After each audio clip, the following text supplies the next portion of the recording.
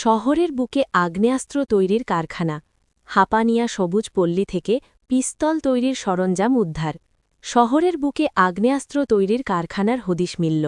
আগরতলার হাপানিয়া সবুজ পল্লী এলাকার বাসিন্দা বলবীর সিং ওরফে বিট্টু সিংয়ের বাড়ি থেকে পিস্তল তৈরির বিভিন্ন সরঞ্জাম উদ্ধার করেছে আমতলী থানার পুলিশ। গোপন সূত্রে খবর পেয়ে অভিযান চালিয়ে এই বিপুল পরিমাণ সরঞ্জাম বাজেয়াপ্ত করা হয়। উল্লেখযোগ্য বিষয় হল, অভিযুক্ত বলবীর সিংয়ের বিরুদ্ধে এর আগেও গুরুতর অভিযোগ রয়েছে। কিছুদিন আগে নিজের স্ত্রীকে গুলি করার অভিযোগ উঠেছিল তার বিরুদ্ধে, জানিয়ে চাঞ্চল্য ছড়িয়েছিল এলাকায়। এবার তার বাড়ি থেকে আগ্নেয়াস্ত্র তৈরির সরঞ্জাম উদ্ধারের ঘটনায় আরও গভীর ষড়যন্ত্রের আশঙ্কা করছে পুলিশ। ঘটনার তদন্ত শুরু করেছে আমতলী থানার পুলিশ।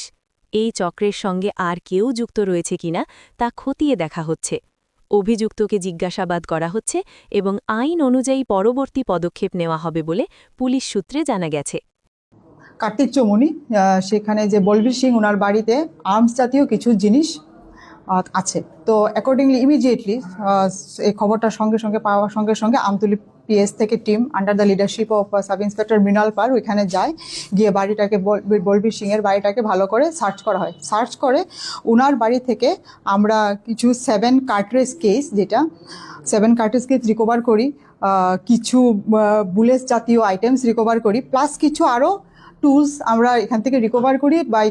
সেগুলিকে দেখে লাগছে যে উনি এগুলি দিয়ে কিছু আর্মস বানাতে পারে। তো অ্যাকর্ডিংলি বলবীর সিংকে আমরা আমাদের কাস্টডিতে নেই, উনি ডিটেইনড আছে। কালকে ওনাকে আমরা কোর্টে ফরওয়ার্ড করব রিমান্ড চেয়ে।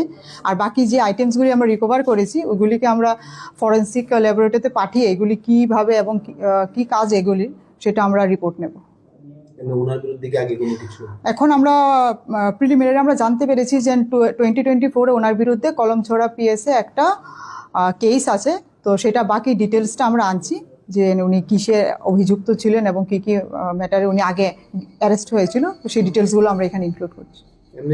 ওনাকে জিজ্ঞাসাবাদ করা হয়েছে কি কারণে কেন এই জিনিসগুলো ওনার বাড়িতে? ওনার জিজ্ঞাসাবাদ চলছে, কিন্তু উনি এখনও কিছু ডিসক্লোজ করেনি।